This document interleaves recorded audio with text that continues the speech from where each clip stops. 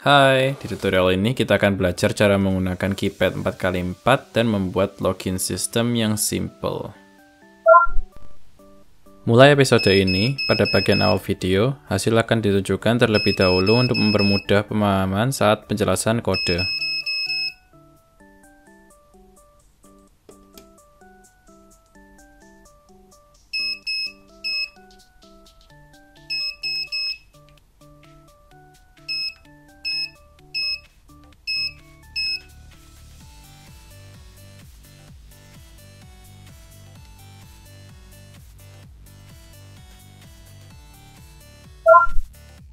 Berikut barang-barang yang kita perlukan untuk tutorial ini.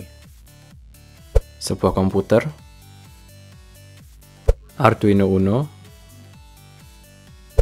breadboard, banyak kabel jumper, sebuah active buzzer, sebuah LCD 16x2, sebuah potentiometer 10 kilo ohm, dan sebuah keypad 4x4. Jadi sebenarnya keypad ini terdiri dari 16 buah push button yang terhubung seperti pada gambar di atas. Jadi biasanya dengan 16 buah push button kita akan membutuhkan 16 pin. Namun pada keypad ini kita hanya akan menggunakan 8 pin. Hal ini dapat diraih dengan cara yang mirip dengan multiplexing. Untuk membaca semua tombol yang ada, kita dapat melakukan proses baca per baris atau per kolom.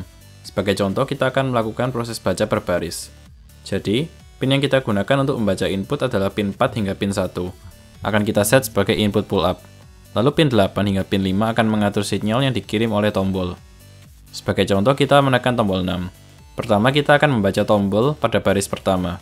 Caranya adalah dengan mengirimkan low ke pin 8, lalu membaca input pada pin 4 hingga pin 1. Karena tidak ada tombol yang ditekan, maka pin 4 hingga pin 1 akan terbaca sebagai high. Lanjut ke baris kedua. Kita mengirim sinyal low ke pin 7. Namun kita harus memastikan status pada baris lain tidak akan berefek pada input pada pin 4 hingga pin 1. Bila angka pada baris 8 masih low dan tombol 2 ditekan, maka pin 3 akan terbaca low, yang menyebabkan tombol 5 terbaca sebagai ditekan saat kita membaca baris kedua. Lalu bagaimana cara kita memastikan status pada baris lain tidak berefek ke input saat kita membaca suatu baris? Jawabannya adalah kita harus memastikan hanya baris yang sedang dibaca berstatus low. Namun bila kita mengirimkan high pada baris lainnya, kita akan membuat short circuit bila sebagai contoh tombol 6 dan tombol 3 ditekan secara bersamaan, yang dapat merusak pin Arduino kita. Lalu apa yang dapat kita lakukan? Kita bisa mengeset baris lain sebagai input saat kita sedang membaca suatu baris. Jadi dengan ini, short circuit tidak akan terjadi, dan status pada baris lain tidak akan berefek saat membaca suatu baris. Jadi kembali saat kita menekan tombol 6. Pin 7 diset sebagai low, dan pin 8, 6, dan 5 diset sebagai mode input. Sekali lagi kita baca angka pada pin 4 hingga pin 1, yang dimana kita hanya akan mendapatkan low pada pin 2, dan high pada pin lainnya karena tombol 6 saja yang ditekan. Pada tutorial ini, kita akan menggunakan library keypad yang mekanismenya sama seperti yang baru saja saya jelaskan. Mari sekarang kita lihat rangkaiannya. Berikut adalah rangkaian yang akan kita gunakan pada tutorial ini. Bila kalian sudah mengikuti tutorial Arduino Lab sebelumnya mengenai LCD dan Active Buzzer, kalian akan mengerti cara kerja rangkaian ini. Jadi sekarang pause videonya dan rangkai rangkaian berikut. Bila kalian sudah selesai merangkai, mari kita bahas kode yang akan kita gunakan.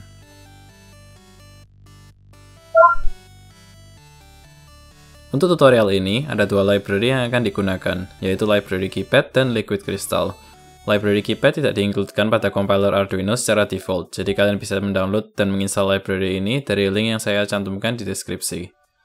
Untuk mendeklarasikan objek keypad, ada beberapa variabel yang kita perlukan, sebagai berikut. Jumlah baris, jumlah kolom, pin baris, pin kolom, dan mapping tombol pada keypad. Dan untuk menginisialisasikan keypad, urutan argumennya adalah seperti berikut. Program ini dapat kita konfigurasikan panjang password, karakter password, dan maksimum attempt untuk input yang menyebabkan sistem di-block bila input salah sebanyak konfigurasi max attempt. Untuk itu, kita perlu menyimpan sejumlah attempt pada sebuah variabel yang saya namakan attempt. Pada block loop, fungsi login akan mengeluarkan form login dan menunggu input password dari user.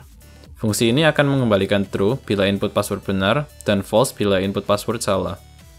Bila input password benar, attempt kembali direset ke 0 dan printkan animasi loading, logging in. Lalu printkan login area di LCD. Pada demo sebelumnya, di login area terlihat ada dialog press any key. Function keypad wait for key akan melakukan blocking atau menunggu input pada keypad dan melakukan return tombol yang ditekan. Pada kasus ini, karena kita tidak perlu tahu tombol yang ditekan, kita tidak mengassign hasil return ke variabel manapun. Dan terakhir untuk function login. Disinilah keypad wait for key akan kita lihat hasilnya karena kita memerlukan tombol yang ditekan untuk mengecek dengan password yang telah diset. Tombol bintang dan pagar akan kita buat untuk menghapus input bila terjadi kesalahan saat menginputkan password. Bila input adalah angka atau huruf pada keypad, maka kita akan memprintkan bintang pada layar LCD dan membunyikan buzzer secara singkat untuk sound effect input. Begitulah penjelasan untuk program kali ini. Kode atau sketch dapat kalian download dari link yang dicantumkan di deskripsi atau web duinolab.com. Kalian bisa ketikkan atau copy dan upload sketchnya, dan mari kita lihat lagi hasilnya.